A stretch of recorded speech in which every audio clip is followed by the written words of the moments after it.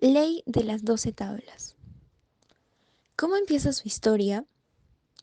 Creado en el año 450 a.C., fue el primer código jurídico que protegía los derechos de los ciudadanos, permitía regular el comportamiento y la convivencia del pueblo romano. Representa el primer monumento legislativo del pueblo romano. Es considerado como la más importante de las leyes del derecho romano.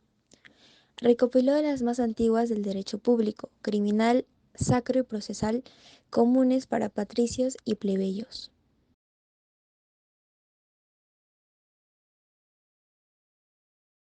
Tabla número 1. Se refiere al proceso civil.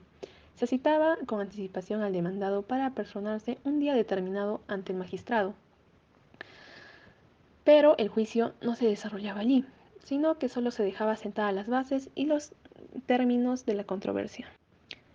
El magistrado tiene la facultad de dirigir y vigilar la actividad de las partes, a fin de que se pronunciaran las palabras necesarias y para que el proceso pudiera desarrollarse regularmente, verificando los actos exigidos por la ley. Ante este magistrado no se produce prueba alguna, lo que tendría lugar únicamente ante el juez privado, un simple ciudadano, el cual dictará sentencia de acuerdo a las instrucciones expedidas por el magistrado y ajustándose a los términos a que la controversia ha quedado planteada. Si se llega a una negociación, se da por terminado el proceso. Si los litigantes no se ponen de acuerdo, el procedimiento tiene que terminar antes de la puesta del sol. Tabla 2. Resalta los juicios de apuestas de los dioses. Es aquella que se sustancia en lo que nosotros llamamos juicio ordinario, pues todo giraba alrededor de las apuestas que hacían los litigantes en beneficio de los dioses. Tabla número 3.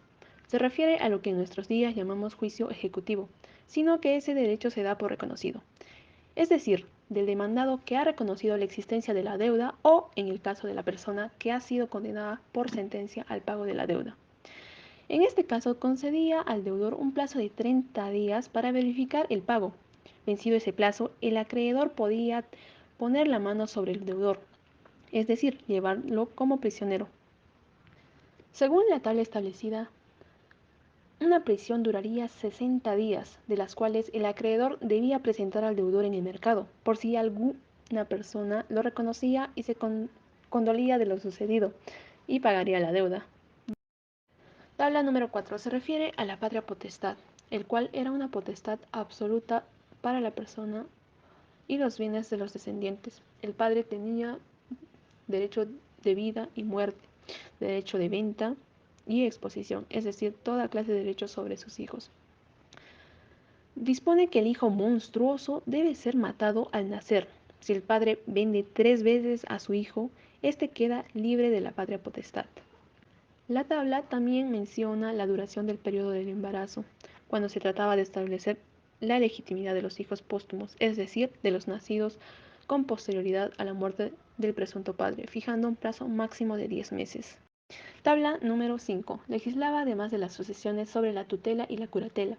Respecto a las herencias, encontramos en esta tabla disposiciones sobre la sucesión testamentaria.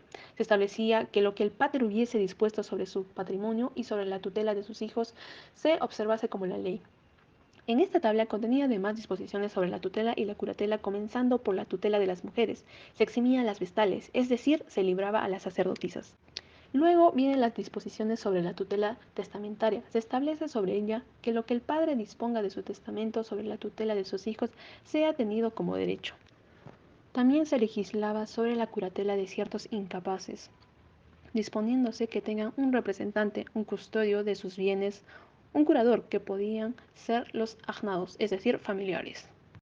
Tabla 6. Cuando alguno cumpla la solemnidad del nexus, que era un vínculo jurídico por el cual el deudor se obligaba ante un acreedor con su persona, o del mancipio, que era la solemnidad impuesta por la ley para transmitir la propiedad, que las palabras que se pronuncien sean ley, una declaración verbal por medio de palabras solemnes, que la pena del duplo al que negara las declaraciones hechas entre el nexus o el mancipio, siempre y cuando ésta sirviera para ocultar alguna situación atinente al negocio. Tabla 7. Entre los edificios inmediatos debe dejarse cierto espacio para la circulación de 2,5 pies de extensión, Bueno, esta ley impone la obligación de que exista entre los edificios un espacio de por lo menos 5 pies, que sea 2 pies y medio para cada lado de los dos vecinos. El hortus, el heredium y el tujurium.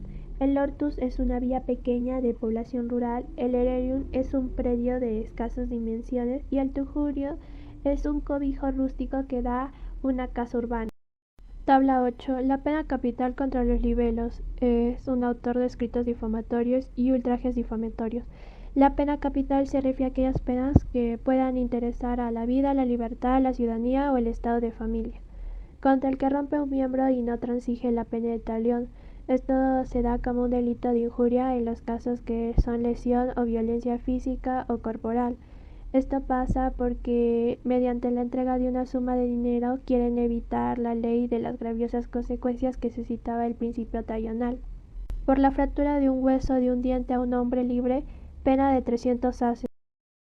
Tabla 9. Prohibición de proponer una ley de tal o cual hombre en particular. Acá no puede existir leyes con alcance particular. Los comicidios centuriados son los únicos que tienen el derecho de dictar las decisiones capitales sobre un ciudadano, es decir, sobre la pérdida de la vida, de la libertad o de los derechos del ciudadano. La pena de muerte contra el juez o árbitro nombrado por el magistrado que haya recibido dinero por pronunciar su sentencia. Tabla 10. Ningún cadáver puede ser enterrado ni quemado dentro de la ciudad. Se prohíben funerales dispensiosos y las escenas de demostraciones de llanto y de sentimiento. Los leños que han de formar la hoguera en que se queme el cadáver serán tales como se saquen de los árboles, y no pulimentados ni trabajados. El muerto no podrá llevar más de 3 vestidos de púrpura y 10 flautistas. Las mujeres no se arañan el rostro ni harán estrenos de sentimiento. No se quitará al cadáver ningún hueso o parte del cuerpo para hacer después un nuevo funeral con ella, a no ser que haya muerto en campaña o en poder de los enemigos. No pueden construirse sepulcros a menor distancia de 60 pies de cualquier casa, a no ser que lo consienta el dueño de ella. Tabla 11. Los patricios no pueden contraer matrimonio con los plebeyos. Tabla 12. No puede consagrarse a los dioses una cosa cuya pertenencia se está litigando. El que lo hiciere queda sujeto a la pena de duplo. Si alguno se hubiese apropiado de mala fe la posesión de una cosa que a otro le disputa, el pretor nombrará 3 árbitros para decidir este asunto, y a arbitrio de ellos será condenado el poseedor de mala fe a la prestación de dobles frutos. Si un esclavo robase o causase algún otro daño a sabiendas de su amo, éste puede darle en noxa por el daño causado.